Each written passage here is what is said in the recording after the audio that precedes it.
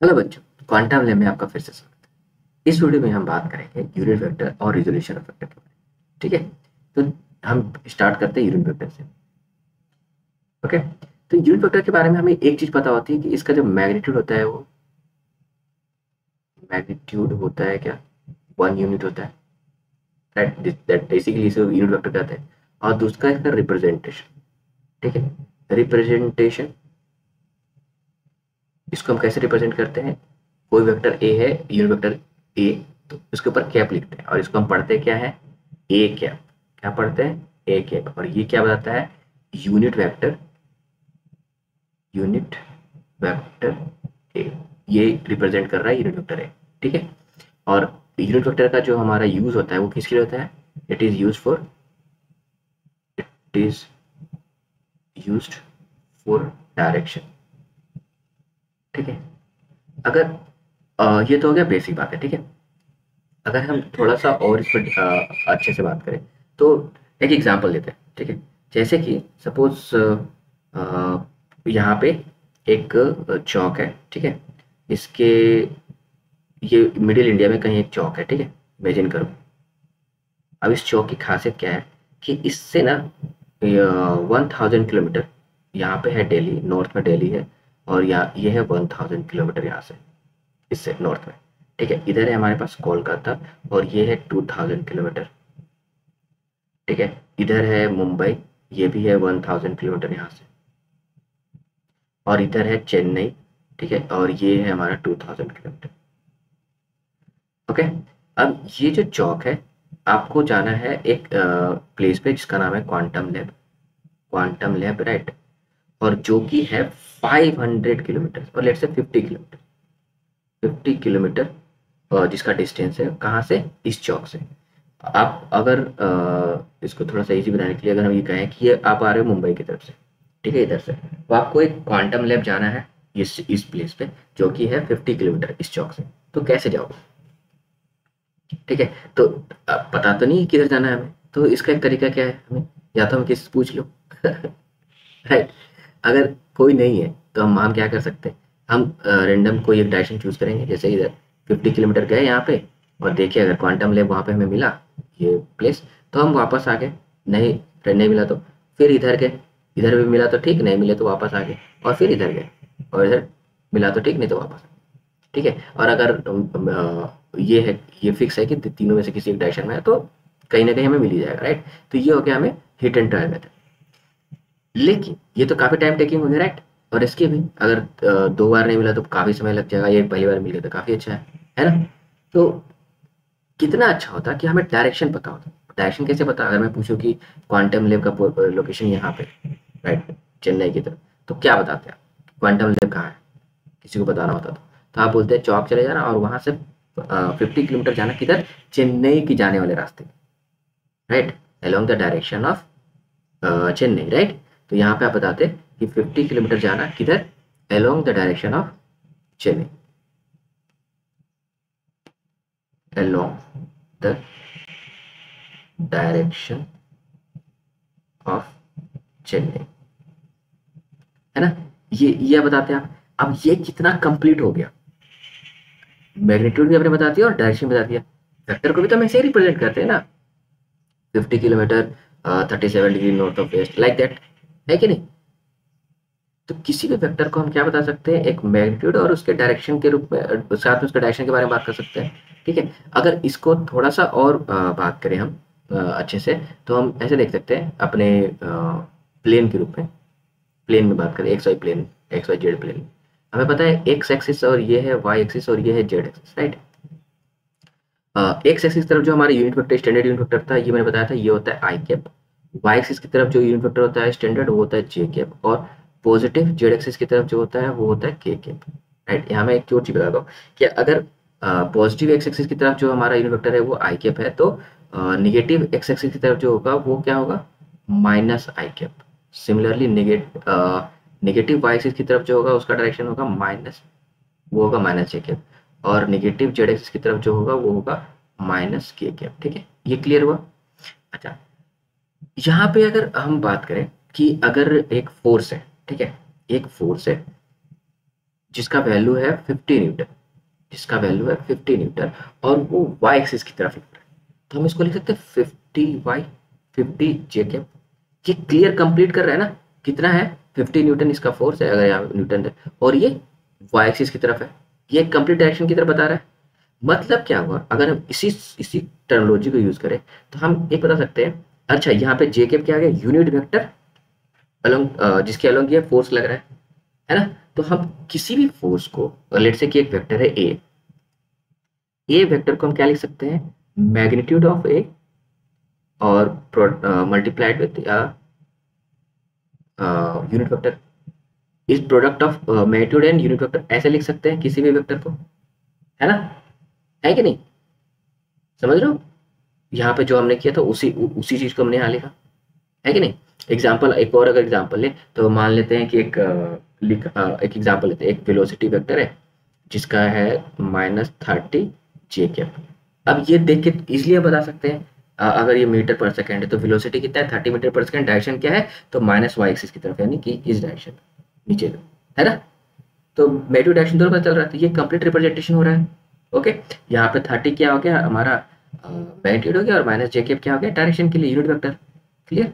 यहाँ से एक और कॉन्सेप्ट उठ के आता है इसी चीज को लेकर के, कि अगर हमें वेक्टर दिया है, मैग्नीट्यूड दे रखा है और यूनिट वेक्टर दे रखा है, तो हम वेक्टर निकाल सकते हैं, और अगर हमें वेक्टर दिया हुआ है और उसका मैग्नीट्यूड पता है तो हम उससे यूनिट वेक्टर भी निकाल सकते हैं। कैसे निकालेंगे, तो उस वेक्टर से उसके मैग्नीट्यूड को डिवाइड करके। ये काफी यूज करेंगे हम आगे चल के आने वाले प्रॉब्लम में, जब मैं रिजर्वेशन पर बता दूंगा तो।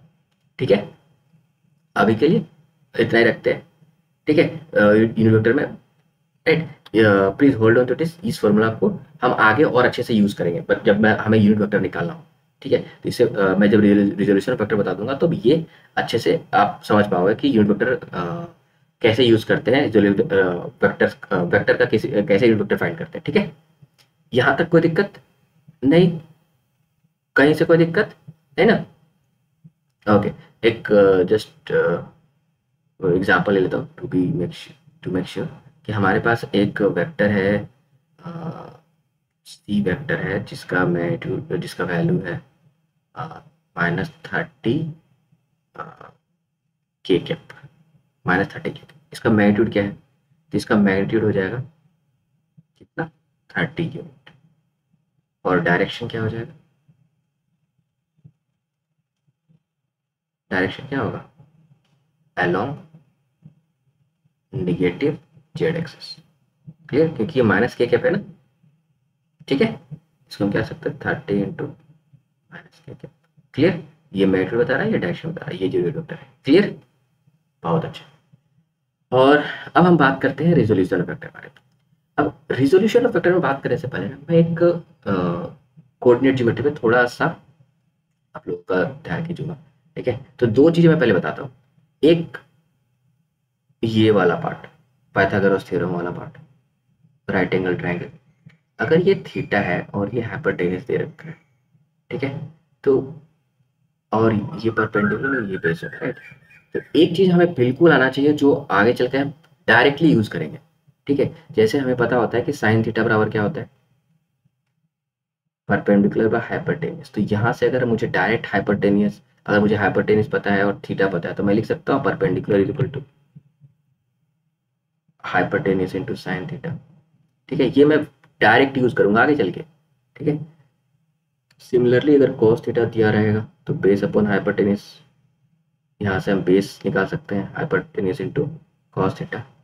ये भी बहुत डायरेक्टली यूज हो, राइट। ये तो हो गया रिजोल्यूशन वेक्टर बारे। अब एक नॉर्मल कोऑर्डिनेट सिस्टम से बात करते हैं, राइट। अगर मुझे एक एक्स वाई प्लेन दे रखा है, यहाँ पे ये हो गया एक्स एक्सिस हो गया, ये वाई एक्सिस हो गया। ठीक है, यहाँ पे एक पॉइंट है P। अगर मुझे इसका लोकेशन बताना है, पोजीशन बताना है, तो इसको मैं कैसे बताऊं। अगर मुझे इसका पोजीशन डिनोट करना है ग्राफ पे, तो इसको क्या बताने का तरीका, कैसे डिनोट किया जा सकता है।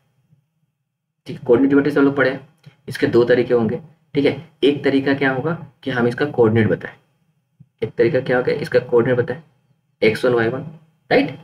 x1 क्या हो गया, ये पोजीशन हो गया x1, और यहाँ से ये डिस्टेंस हो गया y1।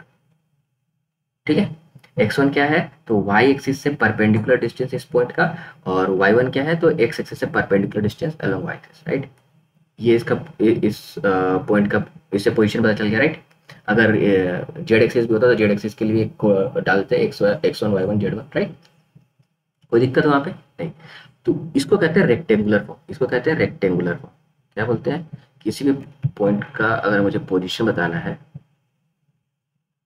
अगर मुझे पोजीशन बताना है तो पोजीशन के दो तरीके बताने के, एक है रेक्टेंगुलर फॉर्म, एक होता है पोलर फॉर्म।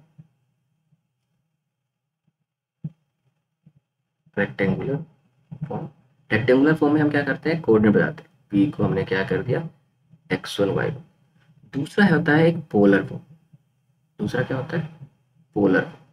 पोलर फॉर्म में हम क्या करते हैं, हम बेसिकली ये बात करते हैं कि यहाँ से इस पॉइंट का डिस्टेंस, राइट, ओरिजिन से, जो हमने ओरिजिन माना है, ठीक है, उससे इस पॉइंट का डिस्टेंस कितना है, लेट्स से r, और वो उसका एक्स एक्सिस के साथ कितना एंगल वो बना रहा है, थीटा, ये आर थीटा, ये हो गया। अगर ये पता रहे तो हम आराम से इस पॉइंट को ढूंढ सकते हैं, ठीक है। तो ये दोनों फॉर्म काफ़ी इंपॉर्टेंट है, एक पोजीशन वेक्टर में यूज होगा और एक इसमें हमारे पास जो रिजोल्यूशन वेक्टर है उसमें यूज करेंगे, ठीक है। तो नॉर्मली हमारे पास क्या है, आर और थीटा, ये इसका पोजिशन, ये आर क्या है, यहाँ से यहाँ का डिस्टेंस, और ये थीटा। तो अगर आर पता है और ये थीटा पता है तो हम यहाँ x1 ढूंढ सकते हैं। अगर हमारे पास पोलर फॉर्म में ये है, यानी आर मैग्नीट्यूड पता है और एंगल कितना है ओरिजिनल एक्सिस से वो पता है, तो हम इसका x1 और y1 कोऑर्डिनेट ढूंढ सकते हैं। x1 क्या होगा यहाँ पे, x1 बराबर हो जाएगा, x1 क्या है आर कॉस थीटा, और y1 क्या हो जाएगा आर साइन थीटा, ठीक है। ये समझ में आ रहा है, ओके। यही चीज हम आगे चल के करने वाले हैं रिजोल्यूशन ऑफ वेक्टर के केस में, ठीक है। लेट्स से यहाँ पे हमारे पास एक वेक्टर है, ये है एक वेक्टर, ठीक है, ओके। ये हो गया एक्स एक्स वाई एक्सिस और ये हो गया एक्स एक्सिस, ठीक है। तो और ये एंगल है थीटा। तो हम क्या कर सकते हैं, इसको मान लिया एक्स एक्सिस, ये हो गया वाई, तो हम इसको क्या कर सकते हैं, ठीक है, ये हो जाएगा ए एक्स वेक्टर और ये हो गया ए वाई वेक्टर। अगर ट्राइंगल लॉ का यूज करें हम, तो हम यहाँ पे लिख सकते हैं ना, vector a is equal to क्या होगा, ये a x vector plus A y vector, triangles law की हेल्प से, है कि नहीं। और अभी जो यूनिट वेक्टर कॉन्सेप्ट बताया था उससे हम ये लिख सकते हैं कि ए एक्स वेक्टर को हम क्या लिख सकते हैं, A x I cap plus A Y J cap vector A, right. लिख सकते हैं कि लिख सकते हैं, है ना। अब ए एक्स बराबर क्या होगा, अगर इसका मैग्नीट्यूड ए है तो हमें ए को हम लिख सकते हैं ए कॉस थीटा आई कैप, ये वाला पार्ट, और ये क्या हो जाएगा प्लस ए साइन थीटा जे कैप, ये हो गया वेक्टर ए। यही है रिजोल्यूशन ऑफ वेक्टर।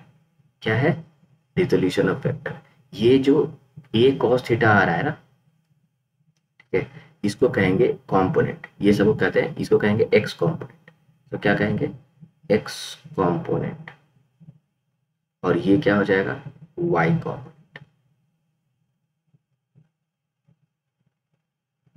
ठीक है। हमने क्या किया है, इसको किसी वेक्टर को हम इस तरह से रिप्रेजेंट कर सकते हैं, यूनिट वेक्टर्स के ऐड के रूप में, राइट, समेशन के रूप में हम इसको ऐड कर सकते हैं। तो किसी वेक्टर को उसको ब्रेक कर सकते हैं इसके कंपोनेंट्स में, और उनके समेशन के फॉर्म में किसी वेक्टर को लिख सकते हैं, ठीक है, क्लियर। अब हमारे पास दो चीज़ें हमें आनी चाहिए, जैसे कि अगर मैंने बता दिया, एग्जाम्पल ले लेते हैं, एक एग्जाम्पल हमें ले लिया, एक वेक्टर है हमारा 50 न्यूटन का, ठीक है, मतलब फोर्स है, और इसका एंगल है 37 डिग्री, ये हॉरिजॉन्टल है। तो इसके कंपोनेंट क्या होंगे, तो हमें पता होगा, फिर फोर्स बराबर क्या हो जाएगा, ये फोर्स एफ है, लेट्स से वेक्टर है, तो इसको मिल सकते हैं 50 cos 37, 50 cos 37 degree I cap, right, और प्लस 50 sin 37 जे कैप, है ना। तो ये कितना हो जाएगा, cos 37 का वैल्यू कितना होता है 4/5, और 50 इंटू 4/5 आई कैप प्लस 50 इंटू 4/5 जे, सॉरी 3/5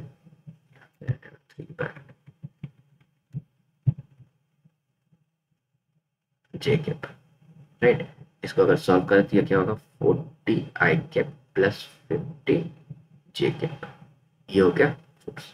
तो हमने क्या किया, इस फोर्स को इसको रिजॉल्व कर दिया, रिजोल्यूशन ऑफ वेक्टर के फॉर्म में ब्रेक कर दिया। कोई दिक्कत, आई जेप आई केप एंड जे केप के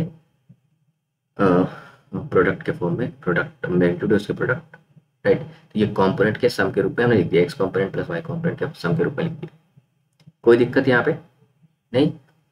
अब यहाँ पे दो तीन चीज़ें हमें समझनी होंगी। पहला क्या कि अगर वेक्टर हमारा नॉर्मल ऐसे दे रखा है मैग्नीट्यूड एंड डायरेक्शन, तो हम उससे आई के पेन जे के सम के रूप में कैसे लिख सकते हैं, ये आ गया, ठीक है। अगर हमारे पास आई के पेन जे के सम के रूप में लिखो, यानी कंपोनेंट के फॉर्म में लिखा रहे हो कोई भी वेक्टर, तो उससे हम मैग्नीट्यूड और डायरेक्शन कैसे पता करेंगे। तो यहीं से आता है हमारे पास एक कॉन्सेप्ट कि अगर हमारे पास मैग्नीट्यूड निकालना हो तो if vector a is equals to a x I cap plus A Y J cap, देखो ध्यान से, ये है हमारा वेक्टर, ठीक है। अगर हम ध्यान दें, ये वेक्टर है हमारा ए वेक्टर, ठीक है। और अगर ये है हमारा ए वाई, और सॉरी ए एक्स, और ये है ए वाई, राइट। तब ये लेते ए वाई, ओके। तो हम ए बराबर क्या ले सकते हैं, right. Magnitude of vector A बराबर होगा स्क्वायर रूट ए एक्स स्क्वायर प्लस ए वाई स्क्वायर, यानी कि दोनों कंपोनेंट्स का सम करके, स्क्वायर करके सम कर देंगे, फिर उसका स्क्वायर कर देंगे। ये हो गया मैग्नीट्यूड निकालने का तरीका, ठीक है। और डायरेक्शन निकालने के लिए तो हम यहाँ पे लिखेंगे टेन थीटा बराबर क्या होगा, वर्टिकल ए वाई बाय ए एक्स, राइट। कोई दिक्कत नहीं, ठीक है। तो ये आ गया हमें निकालने के लिए वैल्यू। हमें अगर मैग्नीट्यूड और एंगल के फॉर्म में लिखा रहे तो हम ऐसे आई के जे के फॉर्म में रिजॉल्व कर सकते हैं, यानी एक कंपोनेंट्स के फॉर्म में लिख सकते हैं, सब कंपोनेंट्स के फॉर्म में। और अगर कंपोनेंट्स के फॉर्म में लिखा हुआ है तो हम वहाँ से इसका मैग्नीट्यूड और डायरेक्शन पता कर सकते हैं बाई इसको। फॉर एग्जाम्पल, अगर हमारे पास एक वेक्टर दे रखा है b vector is equals to 3 i cap plus 4 j, तो इससे हमें मैग्नीट्यूड निकालना है। तो मैग्नीट्यूड ऑफ बी क्या होगा, मैग्नीट्यूड ऑफ बी हो जाएगा हमारे पास square root 3 square plus 4 square, ये कितना आ जाएगा, 3 3 9 एंड 4 4 16, 16 प्लस 9 क्या होगा, स्क्वायर रूट 25, यानी कि हमारे पास वैल्यू आ गया मैग्नीट्यूड 5। और थीटा एंगल कितना होगा, तो tan theta is equals to कितना हो जाएगा, y by x, right, b y by b x, यानी 4/3, राइट।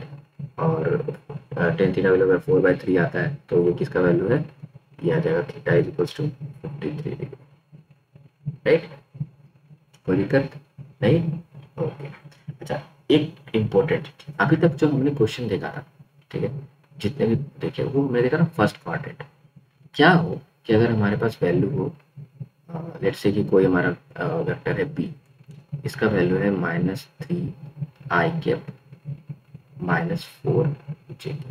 अब क्या करेंगे, तो समझते बात को, ये -3 आई कैप -3 जे कैप -4, ये -3 आई कैप किसको रिप्रेजेंट कर रहा है, ये, राइट। -4 जे कैप किसको रिप्रेजेंट कर रहा है, इधर, है ना।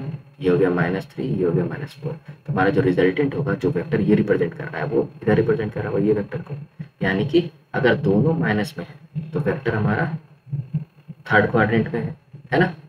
जस्ट लाइक कोऑर्डिनेट्स, ये क्या है, एक्स कोऑर्डिनेट को रिप्रेजेंट कर रहा है और ये वाई कोऑर्डिनेट्स को रिप्रेजेंट कर रहा है। तो अगर दोनों माइनस है ये किस में आ जाएगा, थर्ड क्वाड्रेंट में। अब यहाँ पे जो हम थीटा निकालेंगे, मैग्नीट्यूड में तो कोई दिक्कत नहीं आएगा, ठीक है। ये आर हो जाएगा magnitude of, sorry magnitude of, अगर पी बात करें तो कितना होगा, square root 3 square plus 4 square, जो कि आएगा हमारे पास 5 होगा डायरेक्शन में। यहाँ पे जो हमारे टेन थीटा होगा वो क्या होगा, ये थीटा, ठीक है, ये एंगल थीटा के बारे में।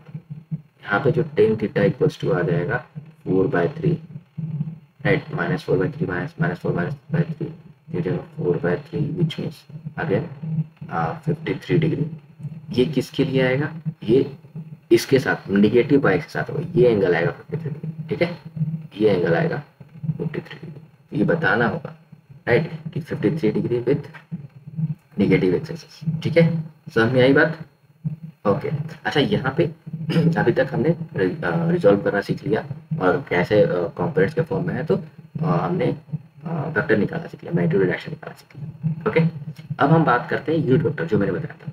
तो ये जो पी वेक्टर है, ये हमारा पी वेक्टर है, ठीक है, इसका ही मुझे चाहिए कि एक वैल्यू एक फोर्स हो जो इसी के डायरेक्शन में हो, इसी वेक्टर के अलॉन्ग हो, ठीक है, उसका मैग्नीट्यूड 30 यूनिट। तो मैं क्या करूँगा राइट, मुझे क्या चाहिए, पहले तो मैं 30 लिखूंगा और पी कैप लिखूंगा। जैसे कि मैंने पूछा तुमसे कि मुझे एक फोर्स चाहिए लेट से, जिसका वैल्यू होना चाहिए मैग्नीट्यूड 30 यूनिट और डायरेक्शन होना चाहिए वेक्टर पी के अलग, तो मैं क्या करूँगा पी कैप। ओके ये हो गया। इसका मतलब क्या हुआ कि ये न्यूटन, इसका मतलब है 30 Newton force along the direction of vector p, ठीक है। अब ये पी कैप कैसे निकालें, समझ में आया बात, पी कैप हमें निकालना होगा राइट। और अभी तक जो हमने पढ़ा था कि यूनिट वेक्टर का यूज किया था डायरेक्शन के लिए, तो वो देखते हैं कैसे निकालते हैं। तो हमें पता है कि इसका मैग्नीट्यूड क्या है p, तो पी कैप निकालने के लिए हम क्या करेंगे, vector p divided by magnitude of p, right. तो वेक्टर p पता ही हमें क्या है, -3 i cap -4 j cap divide by 5 इधर, ये हो गया हमारा पी कैप का। तो एफ जो वेक्टर हम फोर्स निकालने जा रहे हैं, वो फोर्स क्या आएगा 30/5, ये 5 इधर आ गया, और यहाँ पे -3 i कैप -4 j कैप, ये हो गया हमारा डिजायर्ड वेक्टर, ठीक है। जो हमने एफ बात किया था कि जिसका वैल्यू 30 न्यूटन हो और इस पी वेक्टर के अलॉन्ग हो, तो ये हो गया वो वेक्टर। समझ में आया कैसे हम यूज करते हैं। ओके तो अब हम कुछ क्वेश्चंस कर लेते हैं इसी बात पे। जैसे कि यहाँ पे हमें बताना है resolve this vectors and find their unit vector, ठीक है। F1 क्या दे रखा है, F1 दे रखा है 10 Newton in the east. F1 की अगर बात करें, F1 क्या है 10 न्यूटन इन द ईस्ट। अगर हम ईस्ट वेस्ट नॉर्थ साउथ को हमारे नॉर्मल आई कैप जे कैप के फॉर्म में बात कर ले, तो ये हो गया आई कैप ईस्ट को रिप्रेजेंट करेगा, जे कैप हमारा रिप्रेजेंट करेगा नॉर्थ को, राइट, निगेटिव आई एक्सिस साउथ वेस्ट को, राइट, और निगेटिव जे कैप क्या होगा साउथ को। कोई प्रॉब्लम अगर हम ये मान लें, तो अब देखो F1 का वैल्यू कितना है 10 न्यूटन ईस्ट यानी 10 आई कैप। अब इसका जो मैग्नीट्यूड कितना होगा 10, और यूनिट वेक्टर इसके अलॉन्ग क्या होगा आई कैप ही है, राइट। तो यूनिट वेक्टर क्या हुआ इसका आई कैप। F2 के बारे में बात करते हैं। F2 हमारा क्या है, अगर इसको हम ड्रॉ करें तो ये 20√2 न्यूटन है नॉर्थ ईस्ट। ये क्या है नॉर्थ ईस्ट मतलब इधर कहीं, ये हो गया नॉर्थ ईस्ट, ये हो 20√2 नॉर्थ ईस्ट। और नॉर्थ ईस्ट जब बोलते हैं तो एंगल कितना आता है 45 degree, right. Simple north east या ईस्ट साउथ, राइट, या साउथ वेस्ट लिखा जाए तो इसका मतलब क्या 45 डिग्री। अगर ये 45 डिग्री है और ये है एक्स एक्सिस और ये है वाई एक्सिस, ठीक है, इसको हम क्या लिख सकते हैं वेक्टर के फॉर्म में लिखना हो तो 20√2 cos 45 degree I cap plus 20√2 sin 45 degree J cap. अब यहाँ पे ध्यान रखना आई कैप जे कैप हमने इसलिए रखा क्योंकि इसका जो एक्स कॉम्पोनेंट होगा इधर होगा और ये वाई कॉम्पोनेंट होगा इधर होगा, ये दोनों पॉजिटिव रहेंगे इसलिए हमने पॉजिटिव रखा, राइट। तो cos 45 का वैल्यू कितना था 1/√2, उस √2 से √2 कट जाएगा तो क्या आ जाएगा 20, यहाँ पे हो गया आई कैप, और सेम यहाँ पे होगा sin 45 का वैल्यू भी 1/√2 होता है, तो ये कितना हो जाएगा 20 जे कैप। ओके F2 का जो वैल्यू आ गया वो क्या आ गया, कोई दिक्कत नहीं, इसी तरह से F3, अगर F3 के बारे में बात करें तो F3 की तरह 15 न्यूटन 13 से 15 newton 37 degree north of west, right. हमारा क्या है F3, F3 है हमारे पास 15 newton 37 degree north of west, यही था ना हमारा। तो हमारा नॉर्थ ऑफ वेस्ट कितना है, अगर ये हमारा एक्स, ये नॉर्थ और north south east west, north of west अगर हम बात करें तो वेस्ट से नॉर्थ की तरफ जाना है हमें 37 डिग्री। तो ये आ गया हमारे पास 15 न्यूटन और ये 37 डिग्री, इसी एंगल की बात हो रही थी, राइट। नॉर्थ ऑफ वेस्ट होगा वेस्ट से नॉर्थ की तरफ, ठीक है। अब इसमें देखो इसका जो एक्स कॉम्पोनेंट होगा वो किधर आएगा, इधर, यानी कि एक्स कॉम्पोनेंट हमारा नेगेटिव होगा, नेगेटिव की तरफ है, और वाई कॉम्पोनेंट हमारा पॉजिटिव आएगा क्योंकि ये पॉजिटिव एक्स की तरफ है। तो अगर मुझे F3 लिखना हो मैं डायरेक्ट लिख सकता हूँ, कैसे, तो ये आ जाएगा -15 cos 37 degree I cap plus 15 sin 37 degree J cap, right. Okay, कोई दिक्कत नहीं। ओके, तो यहाँ पे आ गया -15 और cos 37 का वैल्यू कितना होता है 4/5, ये हो गया आई कैप प्लस 15 sin 37 का 3/5 जे कैप, ये 3 टाइम्स 3, तो ये कितना हो गया -12 आई कैप प्लस 3 3 से 9 जे कैप, ये हुआ हमारे पास F3 का वैल्यू। कोई प्रॉब्लम है यहाँ पे नहीं। इसी तरह से हम F4 भी निकाल सकते हैं, F5 भी निकाल सकते हैं, F4 निकाल सकते हैं। ये आप एज ए होमवर्क करना और आंसर कमेंट बॉक्स में बताना, ठीक है। मैं बता दूंगा ये सही है गलत, क्लियर। आप ईमेल भी पोस्ट कर सकते हैं वहाँ पे। तो ये हो गया हमें रिजोल्यूशन, कैसे उसको हम रिजोल्व करते हैं, राइट। अब रिजोल्यूशन का अगर हम बात करें, यूज, रिजोल्व तो कर लिया, इसका यूज कैसे करेंगे। तो अभी तक हम रिजोल्यूशन सीखा तो सही, पर उसका यूज कहाँ करेंगे ये जान लेते हैं। तो अभी तक हमने जहाँ भी देखा, अभी तक हमने जो एडिशन और या सब्ट्रैक्शन फैक्टर देखा था, हमने क्या पढ़ा था, हमने पढ़ा था एडिशन में ट्राइंगल्स लो, पैरेललोग्राम लो। पैरेललोग्राम लो में हमें क्या पढ़ा था एडिशन में, कि अगर हमारा वेक्टर a प्लस बी है, राइट, अगर एक वेक्टर है ये a और ये वेक्टर है b, राइट, तो इन दोनों का जो रिजल्टेंट होगा, अगर रेड a प्लस बी बराबर आर वेक्टर है, तो हमें पता था कि r इज इक्वल्स टू क्या हो जाएगा, मैग्नीट्यूड अगर से बात करें तो a² plus b² plus 2ab cos theta, और ये हो गया हमारा रिजल्टेंट होता दोनों वेक्टर के बीच में, राइट। ये अगर थीटा होता था और ये alpha, tan alpha is equals to b sin theta upon a plus b cos theta.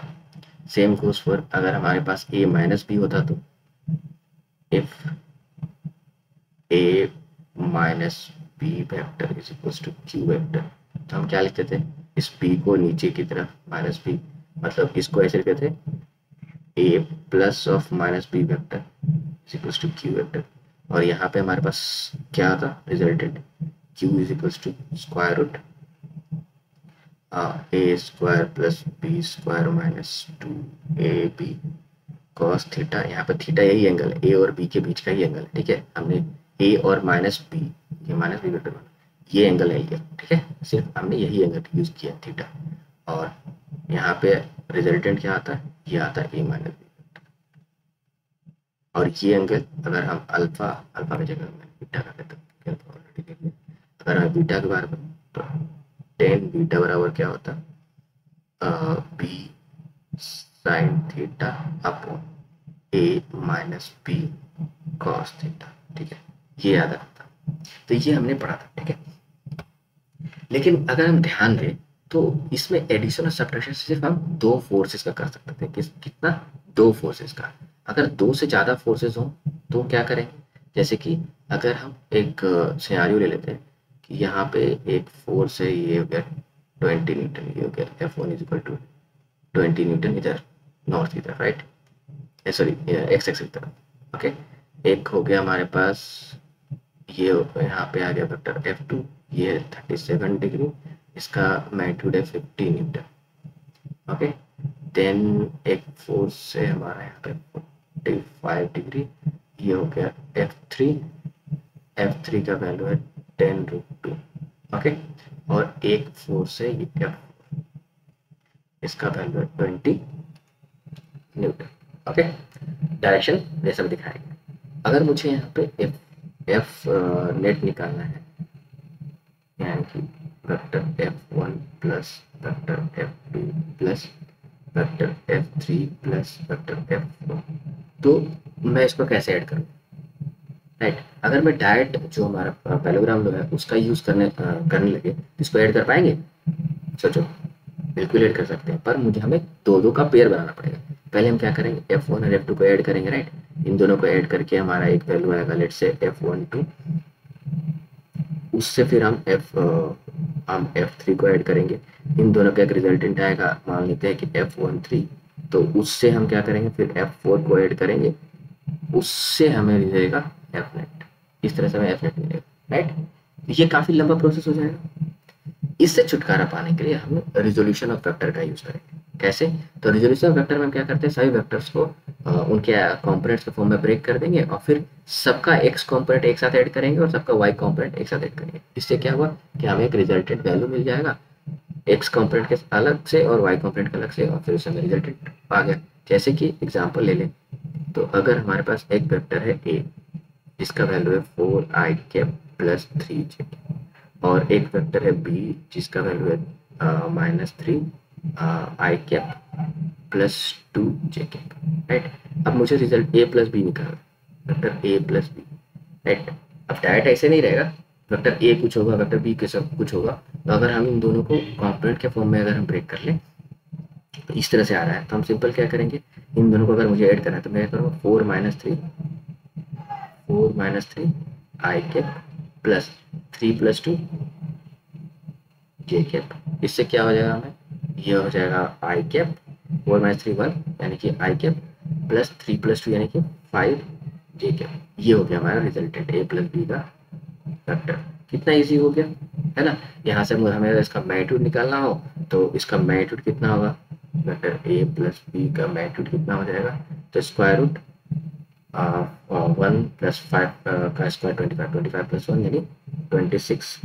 और डायरेक्शन अगर बात करें तो थीटा इक्वल्स टू हो जाएगा 10 इनवर्स 5/1, 10 इनवर्स 5। ठीक है, यहाँ से आ गया, तो हमें मैग्नीट्यूड मिल गया, डायरेक्शन मिल गया। राइट, और हमने इजीली ब्रेक भी कर लिया। ओके, अगर इसी को, ये क्वेश्चन को अगर हम इसमें ब्रेक करना होता तो मैं इसी क्वेश्चन को क्या करता, अगर मुझे इसी क्वेश्चन को सॉल्व करना था, क्योंकि अभी थोड़ा देर पहले काफ़ी टफ लगता, तो मैं इसी क्वेश्चन को अगर सॉल्व करूं तो कैसे सॉल्व कर सकते हैं, देखो F1 बराबर हम क्या लिखेंगे, F1 इज इक्वल्स टू है ये 20, ये हो गया 20 i कैप सिंपल। F2 बराबर क्या हो जाएगा, F2 बराबर हो जाएगा, ये 50 है तो 50 cos 37, 50 cos 37 का वैल्यू हो जाएगा 40। राइट, तो इधर आ जाएगा इसका, ऐसे लिख सकते हैं 50 cos 37 degree i cap plus 50 sin 37 degree j cap, यानी कि cos 37 का वैल्यू होता है 4/5, तो 50 से कटेगा तो 10 आ जाएगा, 55 से कटेगा तो 10 आएगा, 10 × 4 यानी 40, यहाँ आ गया 40 i कैप। और सिमिलरली यहाँ करेंगे 50 sin 37 का वैल्यू होता है 3/5, तो यहाँ पे 10 आ जाएगा, 10 × 3 यानी 30। ठीक है, ये हो गया। फिर हम बात करते हैं F3 वेक्टर की। F3 का हमारा कितना आ जाएगा, F3 है तो ये 10√2 cos 45, ये इसका x कॉम्पोनेंट किधर आ रहा है, इधर आ रहा है। राइट, तो यहाँ पे आ जाएगा -10√2 cos 45 डिग्री i कैप, और y कॉम्पोनेंट ऊपर ही जगह थे प्लस ही लेंगे, तो 10√2 sin 45 j कैप।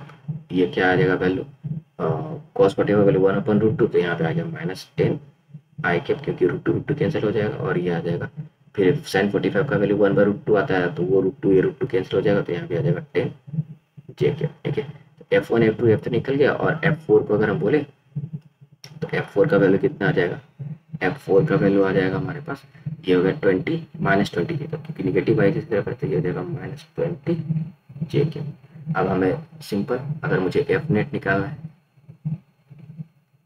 तो मैं सबका एक्स कॉम्पोनेंट को ऐड करना होगा, तो 20 + 40, राइट, ये क्या हो जाएगा 20 + 40, और यहाँ पे -10, राइट, और -20, ये हो गया आई कैप प्लस वाई कैप पर ऐड करें तो सॉरी ये जे कैप के साथ था, ये 20 जे कैप, तो हमारे पास ये हो गया, ये 30 जे कैप,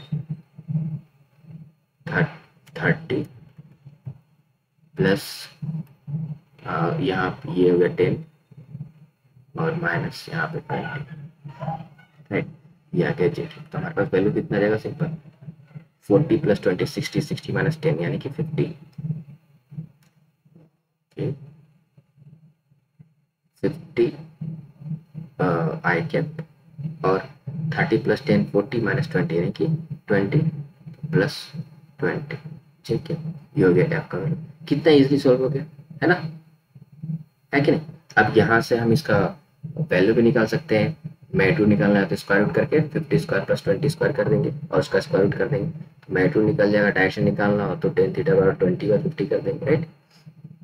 अगर मुझे बोला था ये कितना हो जाएगा 50² + 20 स्क्वायर, जो कि आ जाएगा कितना 2500 + 400 दैट इज 2900, तो स्क्वायर रूट 2900 तो हम लिख सकते हैं 10√29, और θ = tan θ = क्या आ जाएगा, तो 20/50 यानी कि 2/5, यहाँ से थीटा का वैल्यू निकल जाएगा 10 + 2, राइट।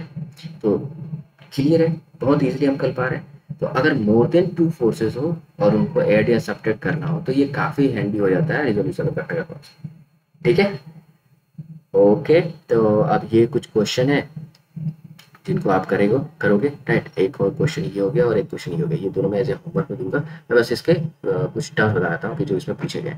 यहाँ पे एक चीज पूछा गया है कि find the unit vector, right, unit vectors, okay, and पूछा गया sum of the following vectors, okay, find the unit vectors of sum of the following vectors, right. इनका यूनिट वेक्टर निकालना है और sum of the following vectors, right. And हमें और भी निकालना है, also find the sum of magnitude and magnitude of sum, में निकालना है sum of magnitude and magnitude of सम, ये दो टर्म्स है। तो सम ऑफ मैग्नीट्यूड मतलब क्या होता है कि अगर दो वेक्टर है ए और एक वेक्टर है बी, एक वेक्टर है ए और एक कोई वेक्टर है बी, ठीक है, तो सम ऑफ मैग्नीट्यूड का मतलब होता है सम ऑफ मैग्नीट्यूड का मतलब होगा magnitude of a plus magnitude of b, ये हो गया सम ऑफ मैग्नीट्यूड। और अगर हम मैग्नीट्यूड ऑफ सम की बात करें,